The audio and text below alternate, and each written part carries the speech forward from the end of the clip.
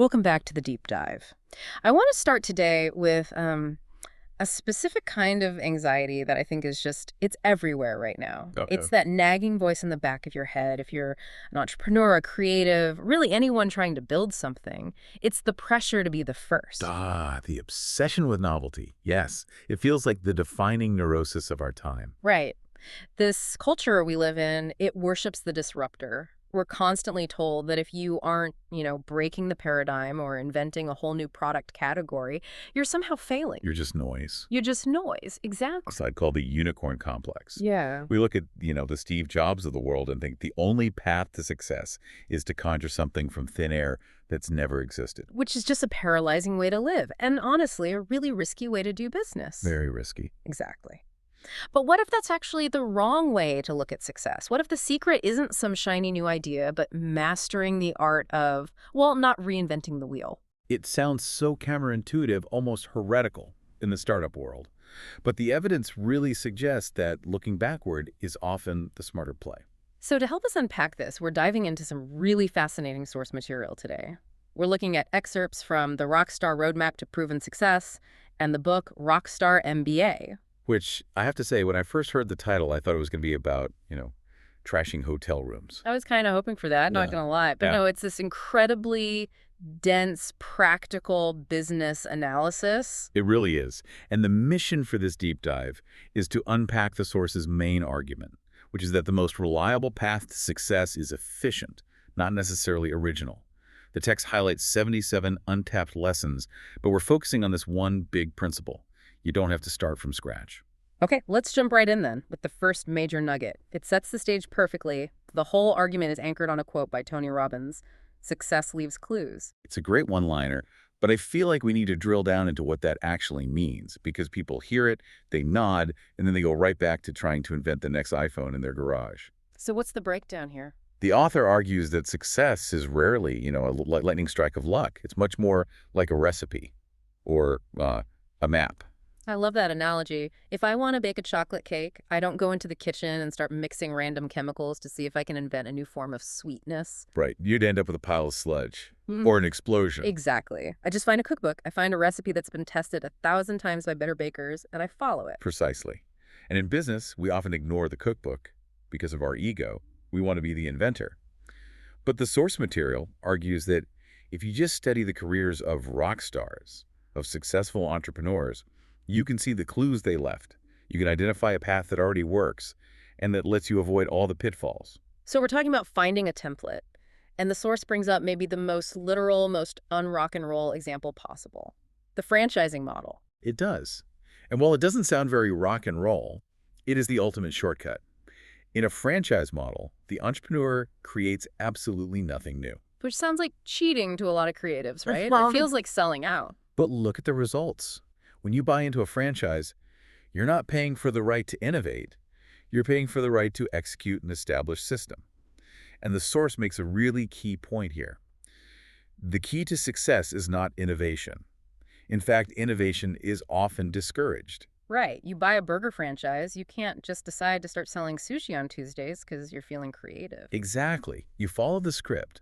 The text gives some great music-specific examples like School of Rock and Back to Rock. I've seen those popping up everywhere. So these are performance-based music education franchises. And before they existed, how did you learn music? You went to some guy's dusty room down the street, he taught you Smoke on the Water, and you went home. Right. It was fragmented. Yeah. Inconsistent. Totally unscalable. School of Rock didn't invent music lessons. They didn't invent the guitar. They didn't even invent the songs. They played classic rock. So what did they do? They systemized the delivery. They took this chaotic industry music tuition and applied a rigid, proven framework to it. A curriculum, branding, a performance model where kids play in actual bands. So in this case, not reinventing the wheel means trusting the wheel works and just, rolling it forward. It proves sticking to the script can be wildly profitable. It does. But let's pivot a bit, because I know what you're thinking. I'm not a franchise owner. I want to be creative. I want to make something cool. And this is where it gets really interesting, because this idea applies to creativity too. The source notes that some of the most successful new ideas are actually just old concepts that have been revitalized. This part of the deep dive blew my mind a little bit. The Razor scooter. A massive phenomenon. Do you remember when those things hit? Oh, vividly. It was like an invasion. Every sidewalk was suddenly clogged with these aluminum things, and everyone acted like it was some futuristic invention from NASA. But the source points out it wasn't new at all. Not even close. The text calls it a modern-day scooter, but the concept had been around for decades. The author says his own father used to make them out of milk crates and roller skates. I love that image. But the point is, the Razor guys didn't invent the vehicle. No, they just improved it. This is the revitalization strategy. They took an old idea, a board on wheels, and applied modern materials, collapsible aluminum, better bearings, and crucially, those high-performance urethane wheels. Those wheels were the game changer. The old ones sounded like a bag of rocks rolling down the street. The new ones were silent, smooth. Exactly. They didn't invent the wheel, they just put high-performance urethane on it. They optimized it for a market that was ready. They realized the wheel was a good idea, it just needed a better tire. And if we connect this back to music, you see this constantly with cover songs. Oh, totally. It's one of the strongest arguments in the text. A cover song is basically creative borrowing. But it's also risk management, isn't it? That is a very unsexy way to put it, but yes, absolutely. From a business perspective, when an artist releases a totally original song, they're testing two variables at once: the composition itself and their performance of it. So if it flops, you don't know if the song was bad or if the singer just didn't pull it off? Precisely. But with a cover song, the composition is a proven asset. You know the melody hooks people. You know the lyrics resonate because it was already a hit 10 or 20 years ago. The source uses a great example here. John Legend covering Bruce Springsteen's Dancing in the Dark. A classic rock anthem. And Legend turns it into this soulful, slow ballad. And it works beautifully. But he didn't have to worry if the song structure was good. Springsteen already validated that data point back in the 80s. Legend just had to focus on the vibe. He just reskinned the product. It feels fresh, but it's built on a foundation that's already a proven hit. You aren't staring at a blank page. You're just coloring in a picture that's already been drawn. That is a great way to put it. Yeah. And this strategy, taking something proven and adapting it, isn't just for songs or products. It's for entire brand identities. Okay, let's unpack this because this is my favorite part of the research. The Marlboro Strategy. This is a classic marketing case study. But Rock Star MBA makes this brilliant connection to music. Yeah. So, context first. Marlboro sales were flat. They were originally marketed as a woman's cigarette. Mild as May, right, that was the slogan. It was. But they needed to scale, capture the male market, so their ad agency decided to repackage the brand. They needed a symbol that just screamed masculinity without needing a paragraph of text. The visual shorthand. Right. And so they reached for the rugged cowboy archetype. Now, they didn't invent the cowboy.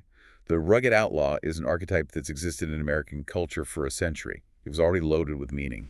Independence, toughness, grit. They just borrowed the cultural capital that was already there. They piggybacked on it. And the result? A 3,000% jump in sales. 3,000%. That is just insane. Just by putting a cowboy hat on the brand. It speaks to the power of using symbols that people already get. But here's the rock star application. Bon Jovi did the exact same thing. I never made this connection before reading this. So Bon Jovi, back in the day, had a massive female fan base. Huge.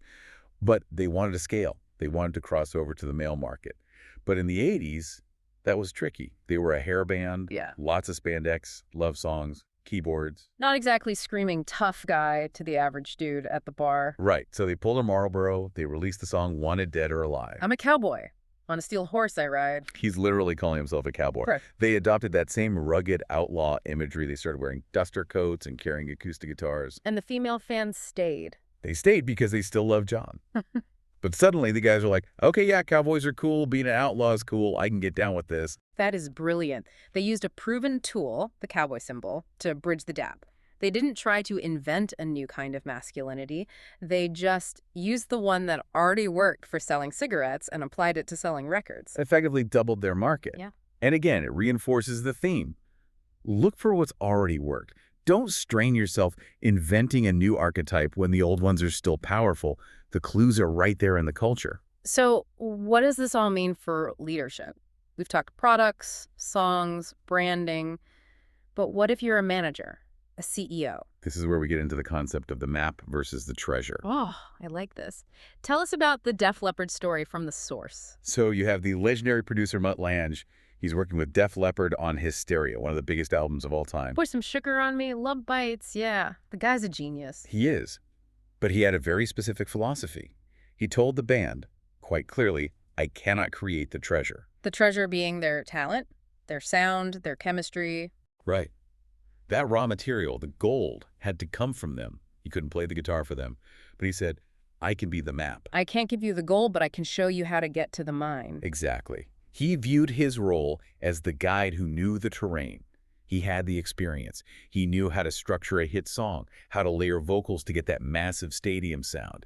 He knew where the swamps were, the bad ideas that waste time. He was providing the proven path for their talent to travel on. That's such a relief, honestly, for anyone in leadership. You don't have to be the source of all the magic. You just have to be the one who knows the way. It shifts the pressure. A leader's job isn't to invent the destination, it's to hold the map. It's to say, I've seen this before. If we go left, we hit a dead end. If we go right, we hit the highway.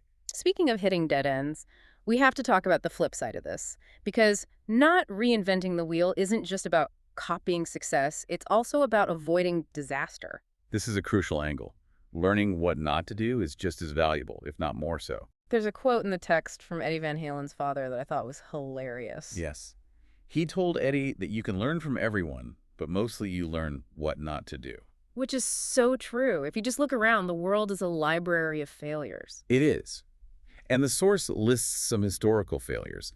The decline of Bethlehem Steel, for example, Right. a giant that failed to adapt its manufacturing process. They kept using an old map when the terrain had completely changed. Or, on a more pop culture note, the Me Too strategy of the 1980s W bands. Ah, yes. The W bands. I laughed out loud at this term. We're talking about those hair metal bands that all started with W, right? Warrant, Winger, Whitesnake. The source calls this the Me Too trap. And this is a really important nuance because it sounds like a contradiction. We've been saying copy what works. But the W bands copy what worked and they became a punchline. Right. They saw Bon Jovi getting rich in spandex, so they bought spandex. Why didn't it work? Because they were copying the surface, not the substance. They were entering a market that was already saturated with identical products. They were late to the party. Very late and totally derivative. They weren't offering anything authentic. They were reinventing the wheel, but making a generic, lower quality version. So if you see 100 bands doing the same thing and 99 of them are failing, the clue there isn't do what they're doing. The clue is don't do that. Precisely. The failures are the guardrails on your road. If you ignore them, you're just as likely to crash. The lesson from the W bands isn't that hair metal was bad. It's that blind imitation without understanding the market is suicide. This has been such a refreshing perspective. I feel like we're always told to think outside the box, but the argument here is that sometimes the best leverage is right there inside the box waiting to be used. It's all about efficiency. Yeah. Why spend 10 years hacking through a jungle with a machete when someone has already built a paved highway just a few miles over? So let's recap the journey we've been on. We've covered a lot of ground on this roadmap. We started with that foundational idea. You don't need to be a unicorn. We looked at Franchising School of Rock as proof that just adhering to a system can be the entire business model. Then we talked revitalizing old concepts. The Razor scooter taking milk crates to millions, and the art of the cover song. We analyzed the Marlboro Strategy, how Bon Jovi borrowed that cowboy hat to double their fan base. And we touched on leadership with Mutt Lange acting as the map for Def Leppard's treasure. And finally, the warning of the W bands. Don't confuse following a path with blindly following a herd. It really all comes back to that first quote, success leaves clues. It does. Innovation is great. We need it. But there is so much power in just observation and admitting you don't have to figure it all out by yourself. That's it. You just have to be a detective of success. It takes the pressure off, doesn't it? You don't have to be a genius. You just have to be a really good detective. Exactly. Before we sign off, I want to leave our listener with something to chew on. We talked about learning from failures from Eddie Van Halen's dad. Right. And I was thinking about this. We are constantly bombarded with success stories, biographies of billionaires, top 30 under 30 lists. We obsess over the winners. But if we go back to that Van Halen quote, if we're surrounded by examples of what not to do, are we paying enough attention to them? Or are we just suffering from survivor bias? Ooh. Say more about that. Well, for every Bon Jovi, there are 1,000 W bands that didn't make it. And they're working at car dealerships now. If we only study Bon Jovi, we might miss the critical errors that destroyed the others. Right. Bon Jovi did X, Y, and Z and succeeded, but maybe the W bands also did X, Y, and Z, but they failed because of some other factor, Q. And if Yeah. you don't look at the failures, you never see Q. Exactly. So maybe the most valuable map isn't the one that leads to the treasure, but the one that marks all the landmines. My question for you to think about is this. Are you studying the graveyards of your industry as closely as you study the champions? Because the dead bodies usually tell you where the traps are. Wow. That is a heavy thought to end on. Are you studying the graveyards? I love that. It's a bit dark, but incredibly actionable. Listeners, thank you for joining us on this deep dive. Go out there, find those clues, and maybe buy a map instead of trying to draw one from memory. We'll catch you next time. Keep looking for the clues.